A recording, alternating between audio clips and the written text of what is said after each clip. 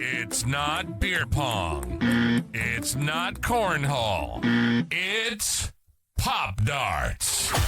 And it's taking over the sports world one suction cup at a time. From ESPN's Top 10 to your living room table, this is What's Poppin', the most satisfying sports podcast in the world with Mr. T and the Commish. The game, the players, the wild moments you can't script, and the laughter that comes with it. Two guys, one league, zero filter. Let's go.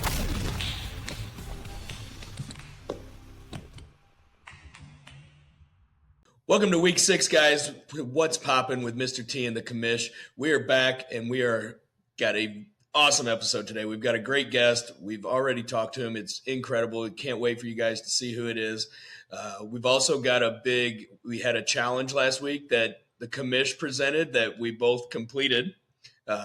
Not exactly the way we had hoped it would go, but it turned out pretty good. So we're gonna see some of that and go from there.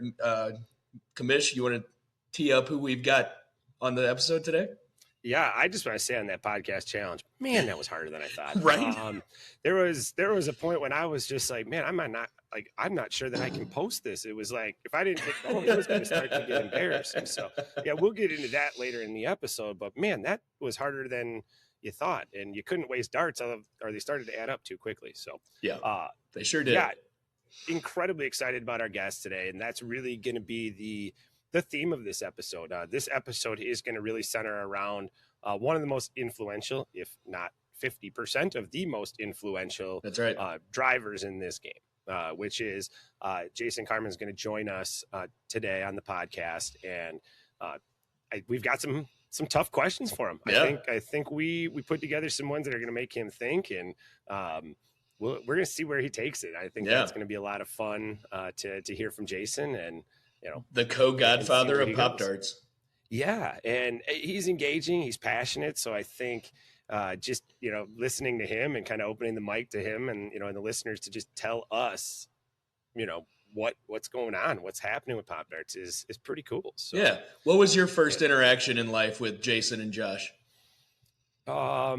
So I didn't meet them in person until nationals. I had been working with them. Wow. So we had done a lot of work. We'd done a lot of Zooms, a lot of, things like that leading up to, probably dates back in February, March of last year that we kind of reached out and started talking about a league and started talking about rules and how that would all look. And as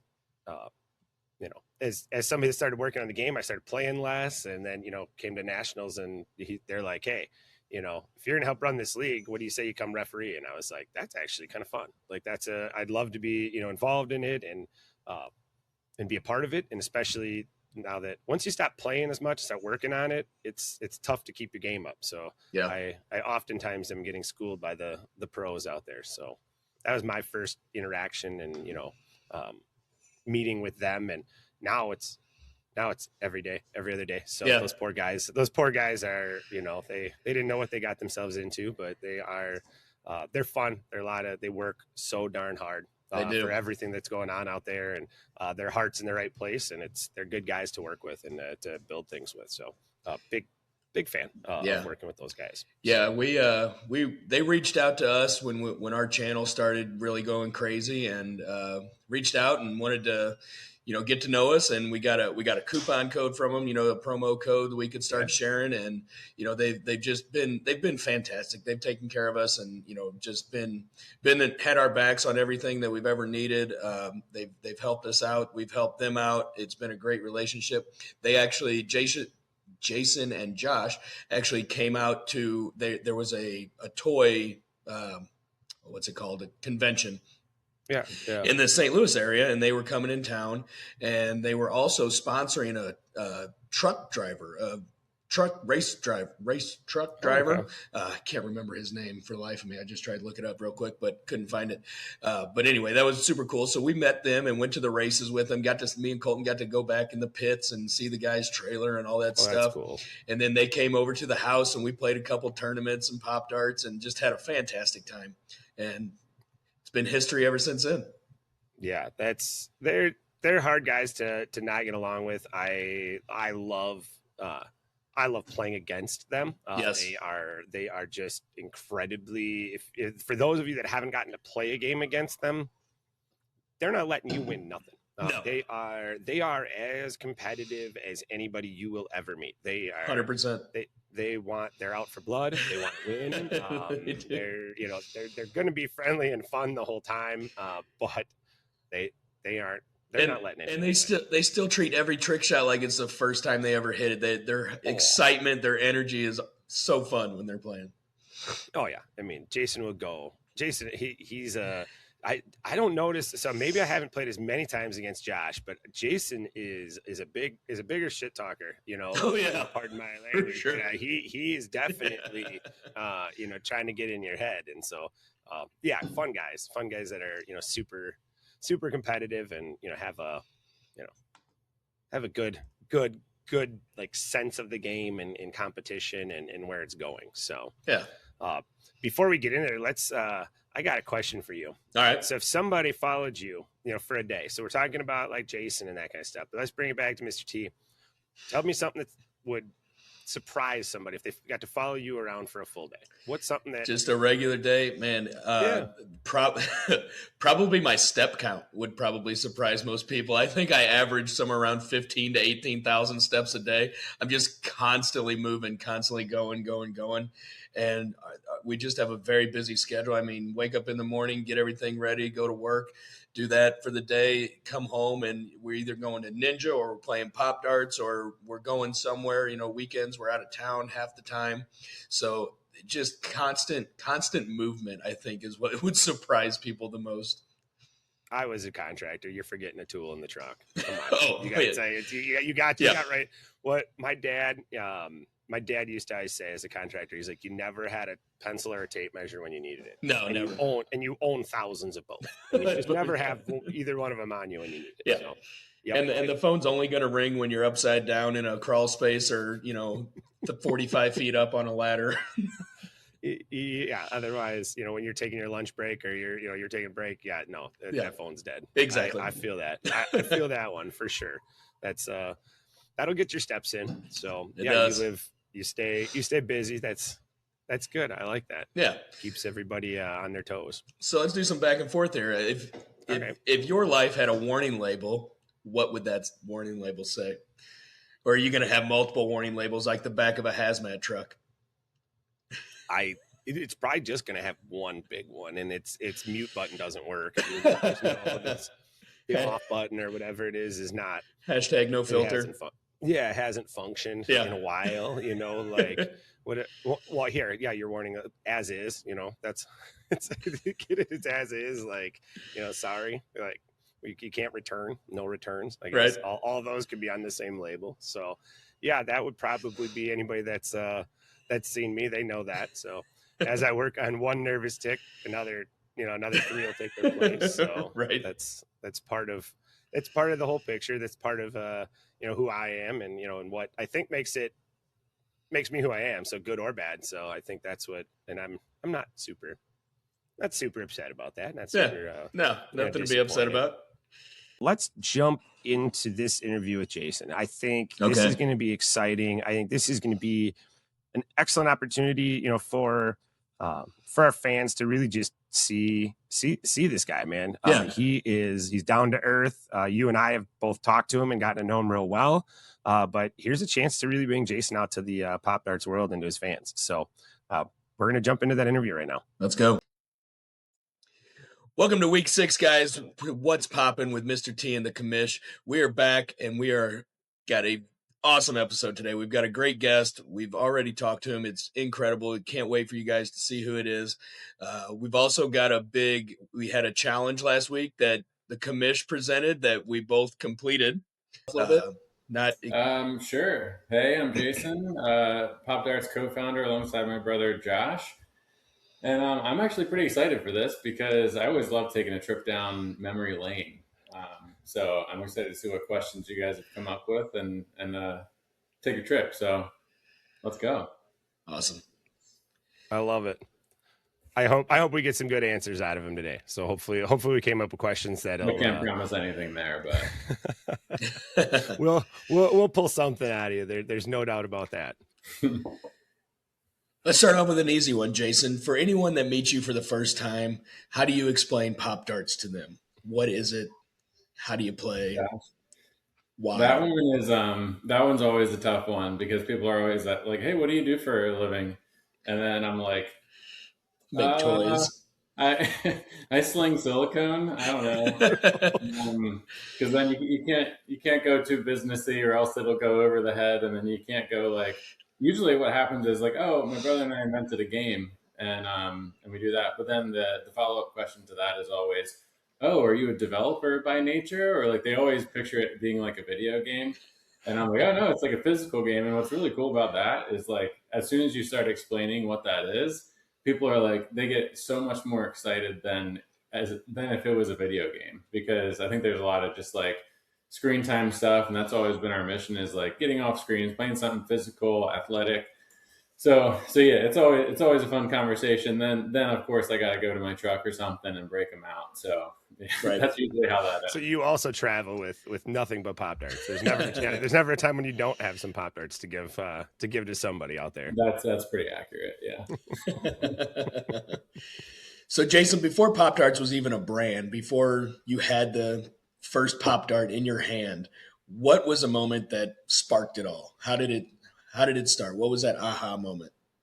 Yeah, well, I got to give credit to my brother on this one. He this was around COVID time. He went axe throwing, and he really just liked the satisfaction of throwing something and getting it to stick. And he'll tell you this too. So I'm not just talking behind his back, but he was apparently pretty bad at it. But his credit and why also he didn't like it, he didn't like the fact that you go in there and like you stand in line, you throw your one axe, and then you get back behind the line again, and then you go again. There's really not like, as we know with Pop Darts, you got to dial your throw in, you got to get good at it. Right. So that's pretty much what started it all, was just that idea. And then he took it back and he, I don't know if you guys know this, but he sent me a video and he was like, "Hello, sharks. I'm John." And he went through that whole spiel of like pitching me his idea of like indoor axe throwing kind of competitive stuff. So I'll literally never remember that. I was on my back porch. Never forget that. I was on my back porch, like I think it was March of 2020, somewhere around there, because my first daughter was not born yet. And I was like, I love this. This is awesome, competitive. And that was just like from an axe. So it developed a ton. And our first product that we ever like thought like, okay, this could be it, was like this axe looking thing, not a suction cup, not silicone. But then we quickly realized like this feels chintzy, feels like a toy. It doesn't feel right. So then we went down a whole path for several months trying to perfect what we wanted the game to feel like and look like, and that's where we landed today. So you started with an axe. Yeah. How did that transform into what we call a Pop Dart now? So it was a satisfaction of it sticking, and the axe was not very satisfying. I'll say that. From an indoor point, it was like Velcro on it, and then we're like, okay, let's just like take a step back from this axe thing and just like what makes this satisfying, what makes us like want to come back to this.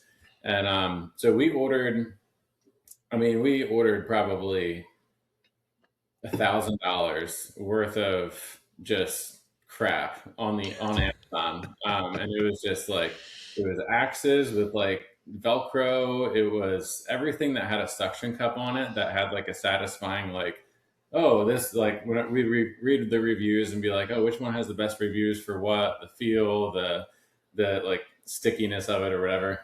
So we ordered just tons of stuff, and then we just started cutting stuff up and putting it together. And I think we've got a few videos of like us Frankensteining things together, and then That's like trying awesome. to with it and screws coming out of it. So pretty much how that was born. The first versions were not very child friendly. I'll say that.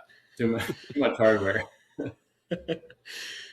So I love that. when did you perfect that pop sound?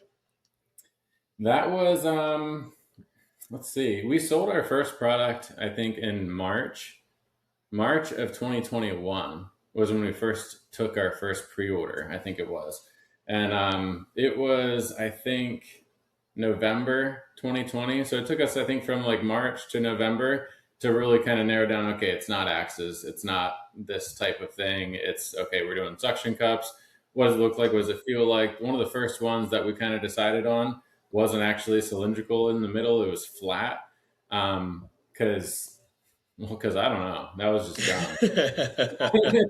Because then we started throwing, and we're like, oh, that doesn't feel right. Like it would catch the wind, and then it would like tumble off weird. So we just kept iterating, and then finally we landed on a good design. And then, which like also side note, and it doesn't really look like this today, but the center bulb was like inspired by the Iron Man mask. I was like, how do we make this look cool? And the Iron Man is like kind of rigid edges. Yeah. So that looks pretty cool. So I can see that inspiration now that you say that. Yeah, I like that actually. I'm not going to look at it the same way anymore. Yeah, I know. Yeah. Well, now when you see it, you'll see it now. So, I mean, everybody, not everybody, most people listening know how it's exploded, how successful it is.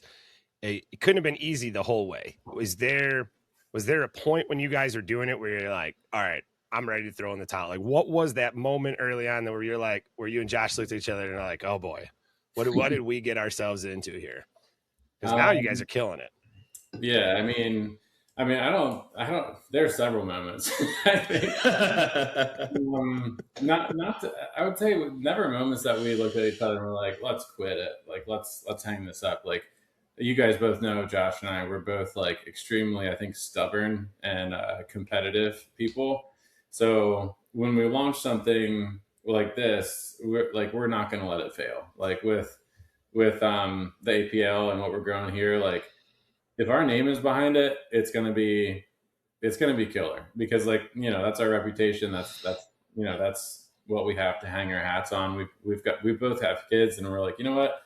If there's anything we want to pass down to our kids and then have them, continue on with the mission here, I mean, this is it. I mean, it's super fun. It's been a blast, but it definitely doesn't come without its hard times. And so to get back to your question, the first hard time I would say is when we've learned many lessons, but one, it was when you take a pre-order, you sure as heck better update your pre-order people every 3 seconds. We thought we're going to send a weekly update and it's going to be fine. And yours truly was on customer service duty, and we sold probably like, it was 1,000 and 5,000, so probably like 10,000 customers on a pre-order stage, sending updates every week. And my inbox every day, I was answering hundreds of emails. And then we ran into people submitting chargebacks, and we were like, no, we don't even. So then now something about a chargeback, when they submit a chargeback, you pay $15 fee on top of giving them a refund, on top of them keeping the product. So then we got really tossed around there. The business side of it hit you guys. The business side of the sport and the game. Then PayPal hits, and then they'll shut you down because they're taking pre-orders, which technically isn't a thing that you're supposed to do without a reputation. So it was a whole thing, lots of learning curves. And then our first 20,000 units came in to try to get ahead of the curve of all that. And then, as you saw from some of our more recent videos, all of them came in warped. So then we're like, oh no, like, what are we going to do now? So then I flew up to Pennsylvania, lived with my parents for 3 months, and Josh was already in Pennsylvania. And we just were in the laundromat every day, drying those things out. So, and there's many more. So I can get into that, but I'll leave that be for a minute. So it wasn't always easy. Not as easy as you guys make it look. Not even close. So what decision then did you make, early on maybe, that turned out to matter way more than when you made the decision, or when, at the time you made the decision? Is there something that you guys look back on now and go, man, we nailed it? Like maybe it felt like a small decision, or even that you made the wrong decision, and now you're like, hey, that was awesome. We killed this. Yeah, that's a good question. I mean, I wouldn't think of it as like, oh, we killed this situation, but like a decision that we made early on was we don't want to be like just a toy. Like we don't want to be a toy or a game. Like it's inevitably a game, but the decision we made with all the content we pushed, with all like how we make content around it, is we want to make this into a competitive sport, because sports have longevity, they have staying power. Games are up with the trend, down with the trend, and gone. So if you don't give somebody like a reason to stick around or a reason to be competitive and come back, then you're going to be out as quickly as you came in. So that was the decision we made from the get go. I mean, very very early on. Like you'll see if you go back in the archives of Popdarts content, you'll see me in my backyard holding a Popdarts tournament, and it was rough to watch, but it was the feeding into the competition of it. Josh held tournaments in his house. He'd have a bunch of friends over, and it was always like tournaments, competitive play, and that's what keeps it exciting for us. And I think that's really what has helped us stick around too, and why we're on ESPN today and growing the APL, and like all of us sitting on this podcast probably. Right? Yeah. I mean, we appreciate that. Yeah. So, Jason, when did Pop Darts become more than just a brand, became a community? When did you start seeing that come together as far as the people involved, to where it became so much more than just this silicone toy that you were shipping out? Yeah, I would say it came with one of the hard times that we fell into. Right around the same time, we got hit with a ton of bricks, like back to back to back early on. The first one was the whole 20,000 units of inventory just warped and couldn't bring them. We were able to bring like maybe 50,000 or 50,000, 50% of those like back to life, to where they're good enough to send out to our customers. But then during that same time, we got very popular, had some videos go off, and we had tons of knockoffs. So we had tons of knockoffs come on the scene, thousands actually. So then we were like, oh no. And it wasn't just like them selling a cheap version like you might see like today at like a Aldi or something like that. It's like they were taking our images, they were taking like pictures of my kids, they were building websites that were exactly the same. So there were hundreds of websites that were an exact replica of our website. And so we were like, what the heck do we do? Because then we were getting people on our customer service inbox was blowing up thinking they bought Pop Darts, but they didn't buy Pop Darts. And then we're like, no. And I had to go back to the actual charge on the credit card. It was a whole thing. So it was like months and months. Then we had to find lawyers to mitigate all of that. So in the midst of all of that, the only thing that I could logically think of doing was, okay, what's the only way that we can prove that we are who we say we are? And that was through live streaming. So our website looked the same as everybody else's. Our Amazon listings looked the same as everybody else's. The long arm of the law takes a long time to take all that stuff down. We didn't have relationships with organizations like Google and all these other places at the time. Now we do, thank God. But before then, it was like, okay, how do you disprove it? So we started live streaming. I would live stream every single day for 2 to 3 hours. Put the kids to sleep, go on 6 o'clock to 9 o'clock, sometimes midnight. It depends. You guys know Mike. He's my neighbor. Was my neighbor at the time, and we would go back there and just play. And that to me, I think, was just the turning point of just like so much community building and getting to know so many people on a personal level. I knew them by their username, but some of you may know Amy, Amy and her husband Steely Dan, and I know her originally as Island to Discover on from live streaming, and it was just like hundreds of people like that. Then it just started to come into a community, and them just coming alongside of us and really just like hounding the comments section of all of these like knockoffs. And like, it was really, I'll get emotional thinking about it, but it was like, it was a time in our lives where we were like, man, this is hard. Because we didn't know what to do. And seeing hundreds of people defend us in the comment section and all that, it was like, it was really, really cool. So I still get emotional thinking about it, because it's like, that's the time that we took from being really down, wondering if this is actually going to work, to like, we have a lot of people like just supporting us. So I'm going to stop talking about it, but it was really cool. That's amazing.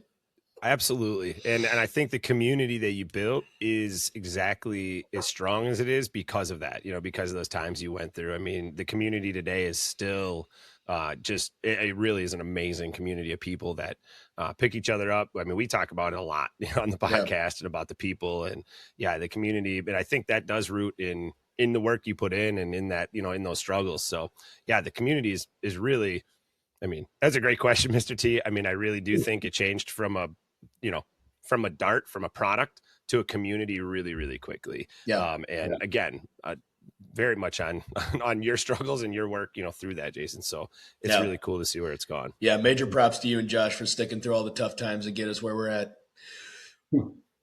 Appreciate it. So you had mentioned about some knockoffs, and we see them all the time, of course. Still, there's new ones that pop up even recently. What are some other common misconceptions people still have about Pop-Tarts?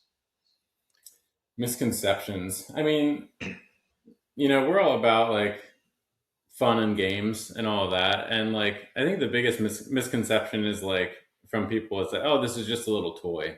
And that's what hurts me the most when I see these knockoffs, because what they do is they make it into that and they sell it like that. Right. So that's what hurts me the most, is like, you just see your creation being taken by these other people and making it into something that will just go in and go out. And we've seen that, like with all the knockoffs that are there. There's retailers that'll pick it up and they'll try to sell it because they're from big brands who just see us as creating all this content and doing a movement. So they try to get in here and like make their own version of it.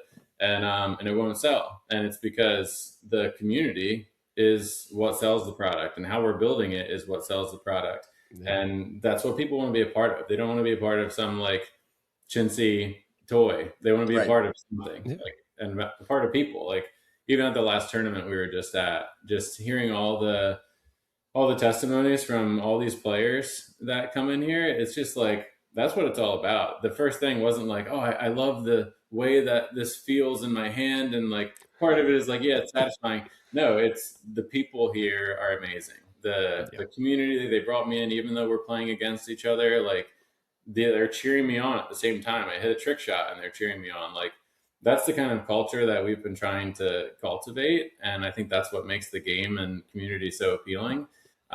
So that's, I could go on more on a tangent, but that's what annoys me the most when I see that. I'm just like, you guys don't even know what you're doing. And they don't. And I completely agree.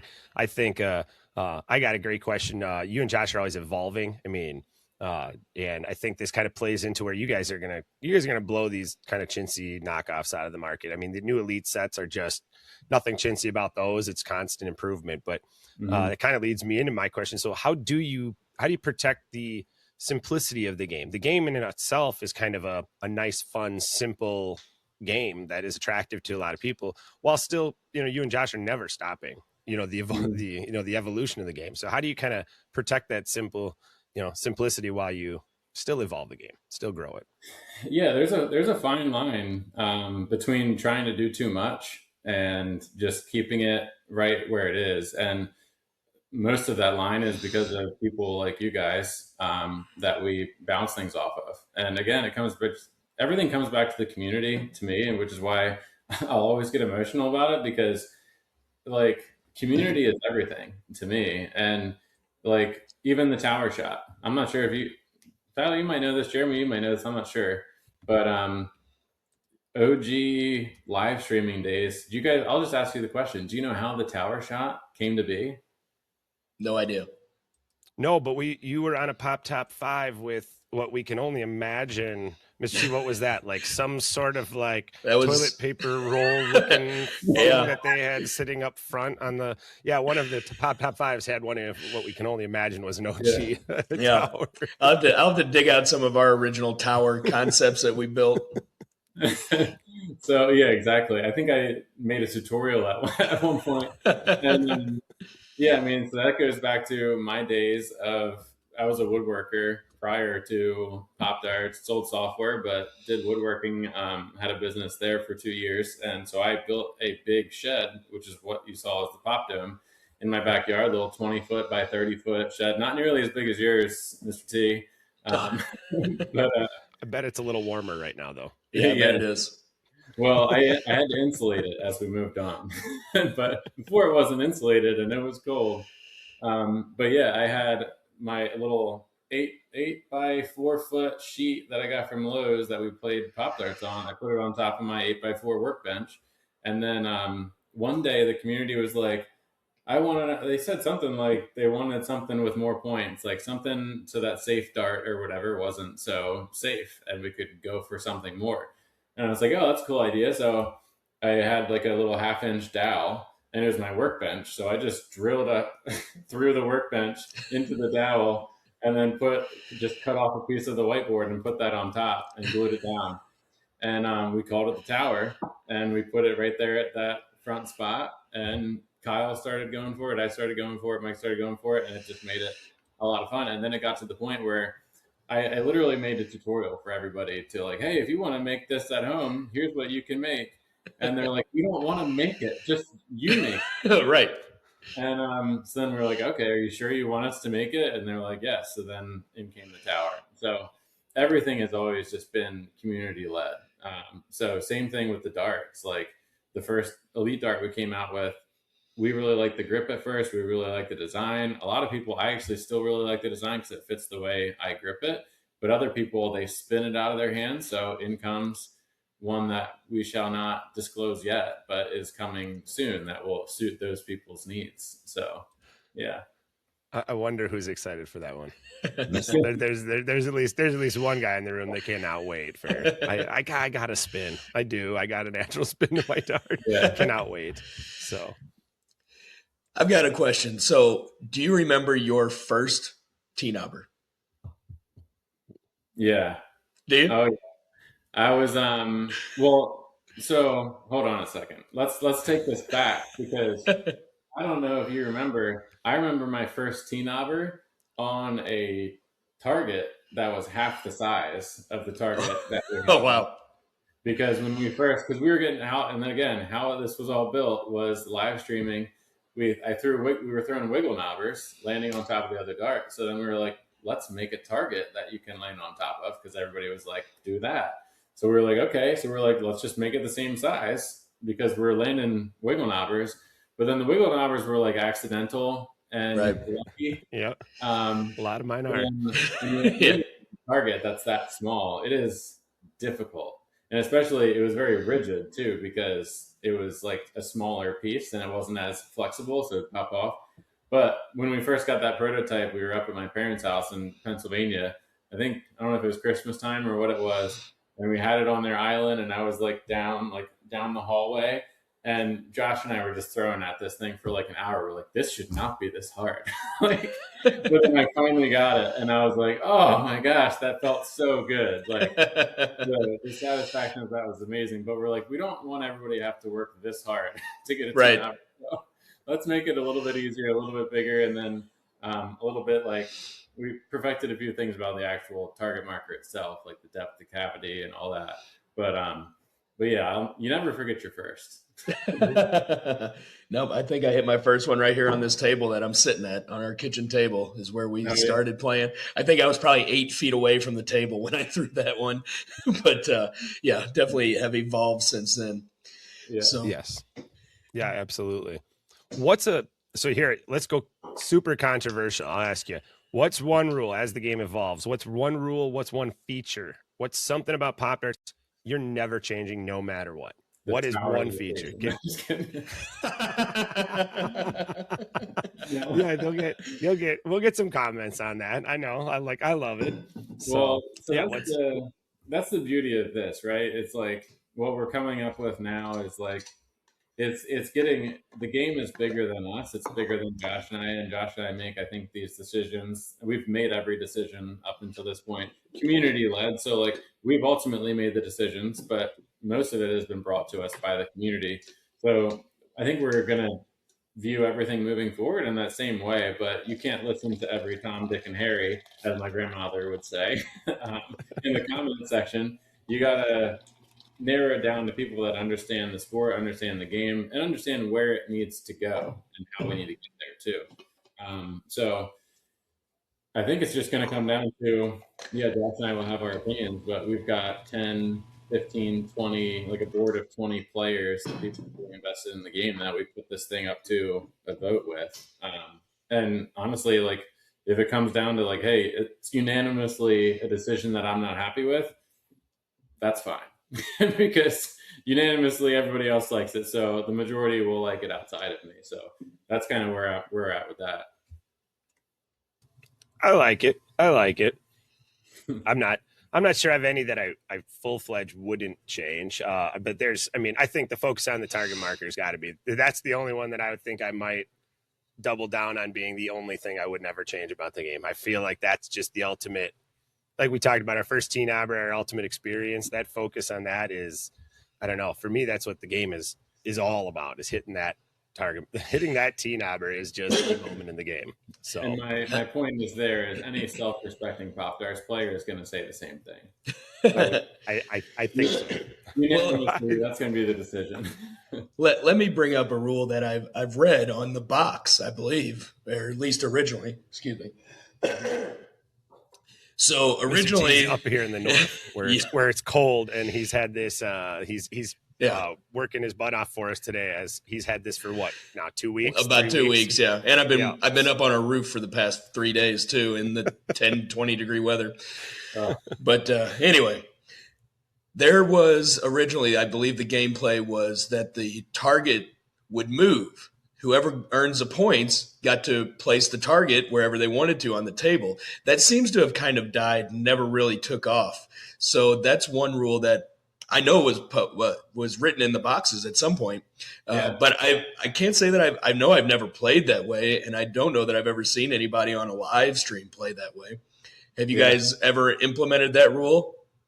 So early on in tournaments, the rule was always whoever wins the round takes the target marker and puts it on a new location. So if you're playing on your kitchen island, you win the round, you get to choose it. And if you're listening to this, try playing that way. It is extremely fun, I would say. However, it's not fun for everybody, because not everybody has several surfaces throughout their house that they can play on and land all 6 darts on. And then also you have to be able to be good at throwing vertically, like on a window, because a lot of people have window spaces and a lot of people don't have that throwdown yet. It's just different. So again, I mean, it was built off the live streaming. We started off that way, moving around everywhere, but then we're like, man, we can't film this way, because every time we would move the location of the camera, we'd go from like 1,000 people watching to 100 people watching. Yeah. And then we'd lose them every time. So we're like, everybody just wants to watch from behind here. This is going to be a thing we keep running into. So let's just make it, this is the game and this is how we play. And again, people liked it better. We kind of put it up to a vote in the chat at the time. And we're like, would you rather play like this? And everybody was like, yeah, I only have one spot in my house to practice on. And that's kind of how it was built. And then where we kind of, the inspiration where that came from was, I don't know if you know the game like Tag. Well, you know the game, but the sport. Like have you seen Tag on ESPN? Like World Chase Tag? Oh, yeah. I know a few guys that do that. It's intense. Yeah, that's kind of how we envisioned like the arena of Popdarts at first. It was like so many different places to go, like really, that's kind of cool. Sleek. But then we're like, it's going to be hard to film. People really need to be up close to where, like, it's not like humans running around and watching them. Yeah. So a Popdarts gauntlet. Yep. But I will say one day we should get together and play that way, and it's really fun. And I will say also, unfortunately, Josh is better than me at that. He throws a vertical dart like really well. Like that vertical dart on the vertical surface, like incredibly well. I noticed that at regionals that he was throwing on. I was like, man, you make that look easy. I don't think that's something I've practiced all that often. So feel free to disclose as much or as little information as you want. But what is a risk that you have not taken yet, but you think about all the time? What keeps you up? In my Popdarts game or with the business? Both. Yeah. All right. Well, the Popdarts you have a risk game, within your Popdarts game that you haven't taken. Well, I've taken pretty much every risk. I take tower risk more than most people, and honestly, I should, because I should just throw some safe darts every now and again.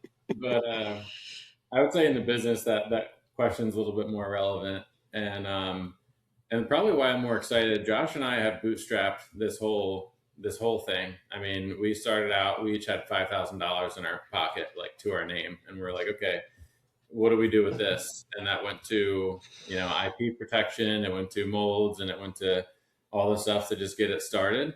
And then that's why we had to start with pre-orders, because we needed money to then make those orders and create those. And now we're like, how do we blow this thing up even more? And we've had many partners approach us. We've had people from Hasbro, we've had people from Mattel, these large companies. But what we don't want is to partner with somebody that's going to turn it into the thing that we've avoided it being for so long. So we've turned down all of those. And by the way, all of those people are they're great people too. Like when we originally started, and we had some of these conversations with Hasbro and these massive game companies, we always thought like, oh, they're going to go rip us off now that they know. But ironically, it's been the most unexpected people that try to rip us off, who I cannot disclose due to legal reasons. But they've been taken care of, and we're all good there. But what's crazy is now that we've really seen the direction of where we're trying to take this, and we see a path forward, a risk that we haven't taken is bringing on any partners in PD games. And we are more, in the past year or so, we're more highly considering that, and not like a financial partner per se, but more like a very strategic, how do we blow this thing up kind of partner. So I'm not sure what that's going to look like, but it's probably going to be around a media type of partnership. So we're exploring a lot of different avenues, also talking with ESPN and ESPN Plus as far as programming and options that we can do, not just on ESPN Ocho, but throughout the year. So we're working on all that, but that's something we've never done in the past, but definitely I think will be in our future. That's very cool. So let's go with a real quick. We'll end you. We appreciate you giving us the time. For those of you that most of them watch us on Monday or Tuesday, Jason was gracious enough to give us his Saturday morning. So again, thank you for giving us some time on a Saturday. But we'll end with just a real quick lightning round. Just real quick. We'll pop off a question. Get us your quick top of mind answer. But so. Big decisions. Are you guys a gut instinct or a data driven for yourself? Gut instinct or data driven? I would say gut 70%, data 30%. All right. That's fair. All right. When it comes to your approach in business, are you protecting your quality more important, or is scaling fast more important? Oh, heavens. Quality by far. You scale fast with bad quality, and you are up a creek without a paddle, my friends. Yeah. So, all right. One word to describe Popdarts right now. Growing. I mean, we've been doing this for 5 years, but my gosh, if I don't feel like it's about to blow up in like 2026, 2027 with all the things that we've kind of got in the works, it's going to be nuts. Awesome. What is the most underrated part of the game?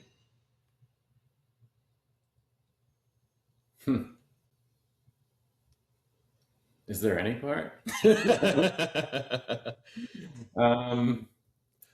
I mean, and this is coming personally, and you know this because I scream it every time, but the Lippy is just a great dart. And that's why I get so excited about it. Like you got as close as you possibly could Right. without bouncing off, and you're touching that thing. And then also I'm impressed with those because most people aren't going for the tee knobber anyway. Any self-respecting Pop Darts player is trying to get position A first.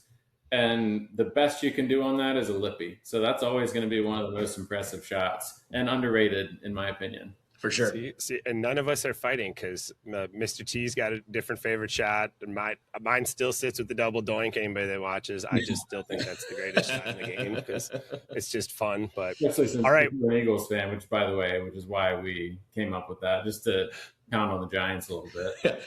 Speaking of a double doink, where did the names come from? The T knobber, the wiggle knobber, the double doink, just playing in the garage and they just came out, or how did that happen? I mean, that's what was so fun about this is like we were live streaming the whole thing. So every time something happened, we would be like, chat, what do we call this? And the chat would be like, oh, like so many names. And then I would love to see that list of ideas that they came up with. Right. Some of them we can't say here. Yeah, I think Josh actually came up with the wiggle knobber name, if I remember it correctly. That's awesome. That was the first one that ever happened. And then we're like, oh, there's going to be a lot of these. And then since then, it was always a vote in the chat. I love it. Yeah, so we ask every one of our guests, every single one that ever comes on the show, we're going to ask them mostly because we just hope to cause some sort of controversy somewhere. But who is the best Pop Darts player in the world? We ask everybody. We ask everybody. It's what we do. Like it's like you can't. Jason, you don't have to raise your hand to answer. You can just answer. No, so this is where, and I'm curious y'all's opinion on this. We created the game because we love the game so much, and I got to play the game so much more as we were growing it, live streaming, playing every day for hours and hours. Now it's like we are so, like Josh and I are so knee deep in just growing it as a sport and as a business and all that like we barely have any time for anything. So we still I play a lot more with my kids now on the swap top probably than ever before because they love playing it. But I would love to get back to actually playing in the league. Like we finally got it to the place where like we've always dreamed of getting it, and yet we can't play in the league because we're running it. So at some point I'd like to get back into it and prove myself. But I would like to remind you that Luke and I won the doubles. I did play in that. Okay. Yeah. Yeah. The Commish is, and the What's Poppin community doesn't know, but the Commish is also currently 3-0 against players currently ranked number 1 in the world. So if you crawl to the top spot, like just be aware. I've got your number. So no, we love it. There's a lot of great players out there, and as this grows and they get more chances to play each other, it's going to be a fun sport that's incredibly competitive. So we appreciate you for coming on and giving us your time. And I think the What's Poppin community is going to love this episode. They're going to get a chance to really dive into your mind and where you guys came from. And there's a lot of really good things there for us. So we appreciate it. Yeah. Thank you so much, Jason. Yeah. Thanks for having me. This was a blast. All right. Take care. All right. Wow. Is all I could say. Right. Gee, Jimmy, he's to get in that guy's brain, even for the limited amount of time we had, that was kind of special. Yeah. As a guy that works with Jason and, gets to see him on a day-to-day basis, he's more business, man. He opened up a little bit to the Pop Darts world about, what he's got going on. And that was fun. It was. What a great guy. What do you think? I mean, do you have anything that surprised you? Anything that he threw out that you... His love and appreciation for the community. Again, I always end up going back to that, but the appreciation he has for all the people playing this game that he created is, you can see it, you can hear it in his voice. That's cool. Yeah, and I would think that the one thing I think that surprised me the most, or may surprise some fans, is that this was not a cakewalk. This was not a linear, Right. journey that they traveled. So for every like bump in the road and for everything that went on, they kept a positive attitude. They really propelled forward, and they don't have any. If you meet them today, they don't have any bitterness. They don't have any, Right. like nobody owes them anything. They're constantly out there trying to deliver better and more for the Pop Darts community. And when you hear about how much they struggled, it's just really admirable. It's really, fun to be a part of this community that they built. And and you can really see their personal lives and their personal communities just with their families themselves. I've met their families; they're all fantastic people, and you can really see that come to life in the Pop Darts community too, because it's just an extension of their immediate community, and that's what really pulls at tugs at the heartstrings on Jason. I know is because he can see that family dynamic in his Pop Dart life too, in his Pop Dart family. Yeah, and you can see, if you watch this episode, you can see what the Pop Darts community is all about. You can see what you and I talk about all the time, where, the community is a big part of this game. And you can see that started from the top, and they created that community. We've been blessed to be a part of it. We've in our own way added to, this community of Pop Darts. But yeah, it was cool. He had some funny answers, although I don't know. I don't know if we officially, if we let him off the hook on that, the best player in the world. I don't know if we let him off the hook on that. I thought we should have had to force him, but Jason, we're going to let you off the hook, at least temporarily. Next time we have you on the show, you're going to have to come up with a better answer on that one. So, well, now I think a bunch of our fans have been watching this whole time, waiting for the results of the Popcast Challenge. That podcast challenge, man. That was hard. It was much more challenging than I expected it to be. I thought I knew you'd have an advantage. I thought I would put up a pretty respectable, I've been playing well and I've been playing a lot lately. So I thought I would be, pretty respectable with it. And I think I sent you a text earlier in the week. I was practicing because I'm like, all right, I got to practice this, see kind of where it's at. I'll just say this. Thank goodness I practiced. In the event that I would have gone and started recording that challenge right away, I'm not sure that the first time I did it I'll make it up because I wasn't counting, but 300 darts. That's how bad it was. I just was not hitting it. So what we'll do now is here are the results, guys. We are going to play our Popcast challenge. So awesome. Here they come. What's up, guys? Mr. T here with our challenge that we presented to each other on the What's Poppin' podcast last time. So the goal here is I've got to get a T-knobber and a tower, and I told the commish that I would get this in 47 throws. So a little ambitious, but let's see what happens. I'm going to throw 6 at a time, and I think I'm going to go for T-knobber first.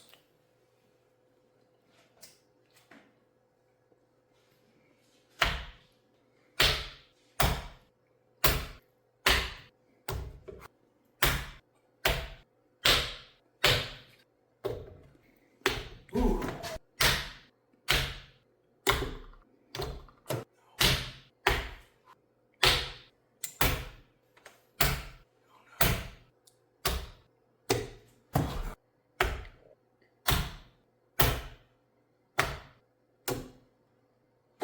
Oh no, there's 30.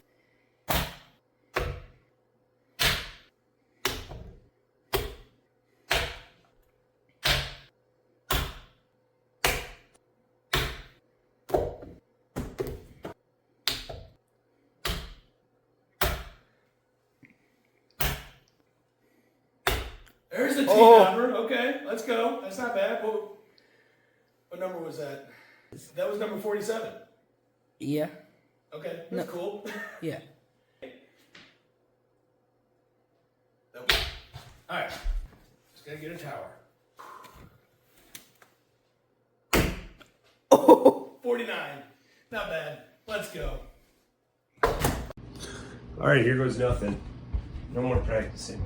Well, it's number of darts. Here we go. Those of you who thought I would do it in 2, you're gonna have to pick a new number.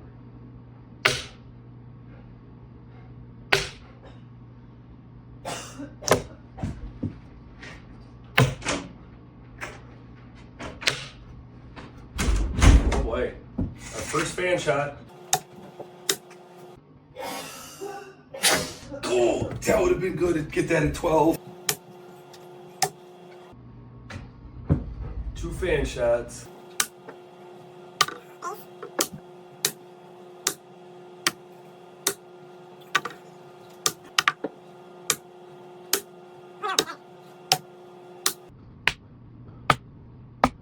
Nope.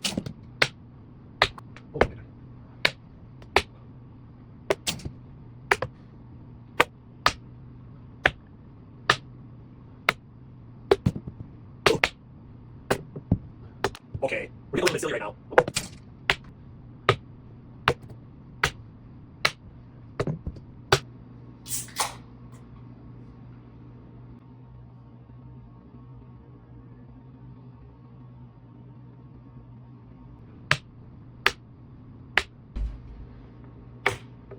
How does Blake do that so easily?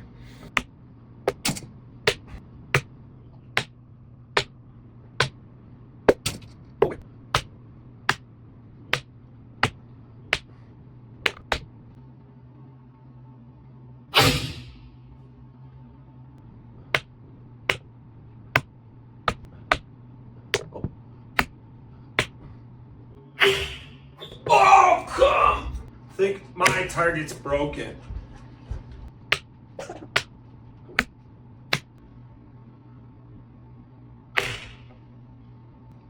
Thank you. Whew. All right. 0-1. And I'd like to say I put up a fight, and there was a couple of opportunities I had there to like get you. Yeah. That dart 12, when that, for me, when that one, I almost celebrated like I had stuck dart 12 because I thought, man, no way I can't go at him. You know, if I hit it at the T-knobber in the 12th dart. Yeah. Yeah, that was a humbling challenge, man. You did well. Like you did. I know you were getting frustrated there, but so I predicted 47, which was pretty aggressive, I thought, and I actually hit the T-knobber on dart 47. And so I stuck with the T-knobber the whole time. I know you switched it up and kind of bounced over to the tower to try to. I had to. Yeah, no, I totally get it. I stuck with it the whole time and finally hit it on number 5. I said, okay, I got dart number 47. I can't hit them both right now. Let's see what happens. Pop that T-knobber and then threw that one more dart. I think I might have bounced off the tower or just barely missed it. Went and gathered my darts and boom, very next dart, tower. Ooh, and you just can't write it. I mean, how funny is it that both of us switched to the let me tell you guys, tower's not that. Tower actually scared me more than the T-knobber. Oh, yeah. For me, and I got it in 2 shots. Honestly, if I didn't do that, we could have been looking at a much more embarrassing. Yeah, you were getting real close to the triple digits there. Man, and I bounced a ton. I mean, There is a lot of them that went off. So I wasn't off as much as I can. I think with a challenge like this, I might have to slow down because I think I might have thrown a couple of like wasted darts where I was getting frustrated that it wasn't hitting and then just kind of throwing. And yeah, that was fun. I'll be honest. I'm going to have to work on my game going down 0-1, but for the first Popcast challenge, we'll have to jump into the comments. I know there was somebody that had you at 67. Blake, I apologize. 42 just wasn't in the numbers for me. Had I hit that 12th dart, I would have gotten you a tower in 30. I would have, Blake. I swear, if that 12th dart would have hit. But no, that was a lot of fun. I think that these are great. And what do we talk about? We're going to announce our next one actually this week. So the week this episode airs, we're going to announce our next podcast challenge. But all right, Mr. T's 1-0 undefeated in the podcast challenges. So one down. Now everybody's favorite part, dude. It's become a favorite part of the show. I mean, I guess I didn't know that this would take off like it does. So I'm going to start with the first one. Okay. For those of you who don't know, favorite part of the show, fan mailbag. Questions that you guys have for both Mr. T and the Commish to answer. And here we go. The first question. Oh, this is good. What's a talent that you absolutely don't have, but you swear you could learn it in a day? Wow. Okay, I got one. So recently, my daughter has purchased a game called Just Dance on our Nintendo Switch. So you watch these computer characters up on the screen dancing to all these, popular songs, and you got to try to follow along with them. And she's somehow dragged me in to dance along with her a few times. I do not currently have a dance skill at all, but I think if I had to learn something in one day, I think like a line dance seems kind of not too crazy to learn. Like it's just like fast walking in one spot, and I walk all the time. So, maybe something like that. I think I can learn line dancing in a day. What about you, Kruk? What's your secret talent that you could learn in a day? This is such a loaded question because you have to go like two directions. You have to go to something that you have no talent in. Right. But then I almost don't want to say something that you disrespect enough to think that, you know what I mean? Or fool yourself. Right. That you could just perfect it in a day. In a day. Did you come up with an answer? I did. That was a lot of hemming and hawing just to upset somebody, some segment of the population. But when it comes to doing hair, I feel like you gave me I've got none, zero, bad. Gave me a day. I think I could figure out how to be pretty darn good at like braiding my daughter's hair, combing it, and doing all that kind of stuff. So I don't know if that's going to be a talent or not. It's definitely a talent. I learned how to French braid a long time ago, and I can still do it. But yeah, it's definitely takes some skill. I would say right now, yeah, it would be bad. So I wouldn't be able. So that's a talent that I definitely do not have. But I'm sorry to my wife and to other women out here who are very good at that and have said that it takes years. I'm confident. Very maybe. Now, are you talking about braiding your daughter's hair or braiding your own hair? Because that's two completely different animals. I don't know that I could braid hair on top of my own head. There's no way I could do my own. Okay. That's not gonna happen. So that is absolutely no way. Nope, that one ain't gonna happen. But no. I could get it on my daughter's head. That one I'm pretty. I'll be confident in going with that answer as what I could do in a day. So that's a hard question. It really is. That is a tough one. Yeah, thinking about things that you don't do. Well, if somebody wants to throw in a comment something that they think they could perfect in a day, I'd love to hear. I'd love to hear it. That's a tough one. So, oh boy. All right. I got one for you. You get one out of the fan mail. If you're reading the same one I am, this is funny. All right. Here we go. So, if me and you started a band, what would our band name be, and who's playing what, and who's going to be singing? I can't sing. Well, I obviously can't right now. So maybe we do an instrumental band. Yeah. And then again, that scares me. So I think I played an instrument in 5th grade, and I think I lasted a year. I was bad. I have not a lick of this. It's almost like this was submitted by somebody that doesn't like me, or doesn't or knows that there's no chance that we could pull this off. So if I had to say, I can't do the drums because I can't do different hands and legs doing different things. My body, that's a tough one. They won't allow me to do it. So I would have to say something more like systematic, or maybe like a simple guitar or piano is the only direction I could think I would be able to go. So give me the guitar, and maybe we're instrumental, or maybe we maybe we use a lot of auto tuning. Yes, for sure. In today's day and age. Yeah, get some AI implemented in there for the vocals, maybe. Yeah. Yeah. But to get back to the name, I mean, I'd like to hear your thought on that one. So I'm gonna kind of play off of a conversation we had on a previous podcast as far as the animals that we would write in or bring in as our opening entry music. I think our name could be Dragonhawk. Yeah.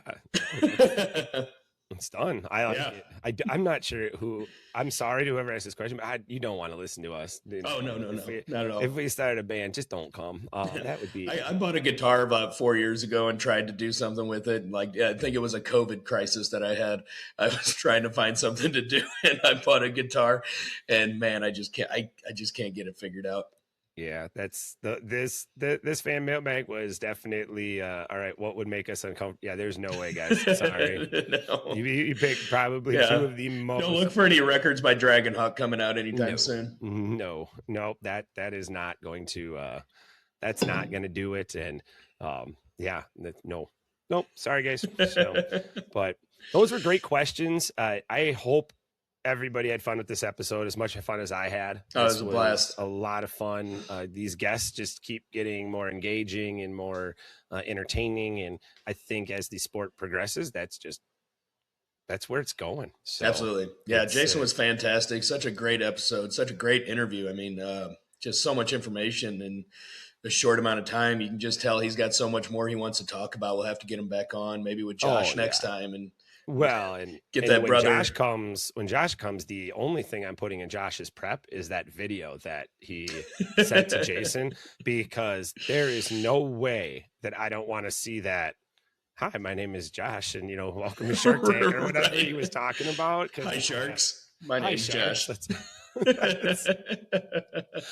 Yes, especially since I could just see, I don't know, something about Josh's tone, and then the fact for sure his target audience was his brother. That video's gotta be gold. So yeah, which shark you think they would have most wanted to be dealt have a setup deal with? Now or then? That's a good question. I would say then the QVC lady. She's just got she would have been great. Yeah, through the roof. So yeah, that would have probably now. My first go-to was Cuban. That's what I would right now with the sport element of it and what's going on in that piece, the competition side. And maybe they'll tell us we're wrong and Cuban would have been their go-to back then. But I feel like when they were first launching, getting it out there would have been the QVC lady. But no, Cuban, I think today, because he's got that sports and the connections that he could bring to to the sport itself would be start putting sports teams logos on Popdarts. Yep. Oh yeah. Yep. They're probably heading there without any help. Those guys are always two steps in front of us and coming out with great products and great pieces. So, our next episode, I know we talked about, we are going to bring in, to give everybody an idea, there's only 4 left in season 1. That's wow. Okay, guys. Time flies when you're having fun. I can't, we started doing it and I was afraid to record, episodes 1, 1, 2, 3. Right. And now we're almost talking about, we're less than a month away from season 1 coming to a halt, which is pretty cool. Very cool. The next one, we are going to bring in our, a segment that we talked about that we have not done, which is we are going to be bringing in our, what do we call it? Boomer cast or boomer talk. Boomer talk. And we're gonna see if we can get these young guys to translate something for you older, and then we're gonna see if we can get some of these old guys to come in and speak some Gen Z. See if you guys can get some Popdarts language. So love it. That will be a really fun one. And I know you and I talked about you've got a challenge for me, but we're gonna. When is that challenge coming out? Did you want to tell these guys what spill the beans on that? Yeah. So this week during the virtual league, so that would be, what is that going to be? 14, 15, 16th or 17th? Yeah, Tuesday. So Tuesday we're gonna both play in the virtual league, and then we're gonna go live after that and do a live podcast. Yeah, answer some fan questions. And you guys asked for, Mr. T and the Commish live, no edits, nothing. We're just going to go. So that is going to be a joint it's going to be a podcast. So it's going to be on What's Poppin' YouTube page live. And we are going to, what do they call it? Joint live stream with the Prodigy. So that way we can be in different locations. You can find us on either one. And we're opening up the mailbag, guys. We're going to go. What did somebody tell me? Unhinged. Yep. There's no edits here. There's no edits. We're going to answer your questions.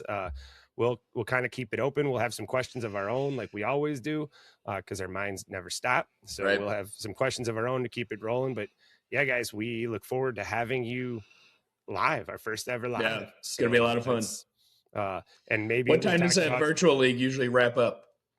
Usually it's going to, so I would think we're going to be done somewhere between 8:15. Well, let's see. So we start around 8 o'clock to 8:30 is kind of when that wraps up. So Central Time for those of you that are, in different time zones. So it's about, I would say between 8:15, 8:15, 8:30 is the latest that usually runs. And we'll stay on for an hour if you guys are there. If you guys are there a little longer, we'll play by ear. I'm looking forward to it. So gonna be fun. And you guys asked for it, so now now you have no idea what you're getting yourselves into, because that's right. You'll find out that there's not enough that you and I can edit out of these episodes. So what they see is pretty much what they get, and they'll find out when they're live. And now I'm a little bit afraid of what these questions are, if they're anything like the ones that we see come in. So we look forward to it. And on that live am I correct? That's when you are going to pose your challenge, your podcast challenge. That is true. There will be a new challenge posted on Tuesday night. I'm looking forward to that. Me too. And I'm gonna come back. I wasn't that far out. I'm ready to come. I mean, I was, but I wasn't. I was only a shot or two away from making that. So hey, you held your own. I think you did great. Yeah, it was a tough challenge for our first one, especially. And if you guys got your scores, fire. Throw them out there. What you did. 95 is beatable. I know that. Yeah, 49 is a tough score. That's a tough one to post some videos, tag us in them. We'll shout you out. We might make top 5. Yeah, absolutely. So we appreciate everybody. Thanks for that. This was a great episode, and so good. We will see you guys on Tuesday. Bye, guys. That's another round of What's Poppin', the most satisfying sports podcast in the world, with Mr. T and the Commish. The only place where suction cups and smack talk collide. Follow the madness on Instagram, TikTok, Facebook, and YouTube at What's Poppin' Podcast. And catch every episode wherever you get your podcasts. Until next time, keep your aim tight and your suction strong.